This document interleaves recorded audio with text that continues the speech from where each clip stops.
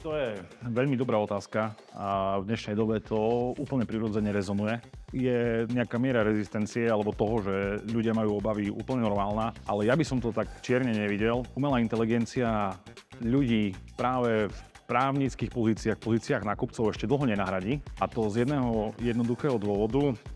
Umelá inteligencia nemá nejakú mieru empatie a intuície a tým pádom nevie posúdiť, že čo je to dobrý alebo čo je to zlý deal, a nevie posúdiť, čo je nejaký smart risk alebo miera nejakého rozumného rizika za to, že z toho v konečnom dôsledku bude mať nejaký benefit. A takisto nevie nejak kvalitne budovať vzťahy s dodávateľmi alebo s obchodnými partnermi. Kde tá umelá inteligencia je naozaj výborná, je to super pomocník, ktorý vám dokáže ušetriť hodiny a hodiny práce na manuálnej repetitívnej administratíve, a tam ju treba využiť, pretože ten vlak už je tu, treba do neho nastúpiť, budú ľudia, ktorí to využívať budú mať konkurenčnú výhodu, ale toho, že by to práve bralo prácu tým profesionálom, ktorí v konečnom dôsledku musia rozhodovať o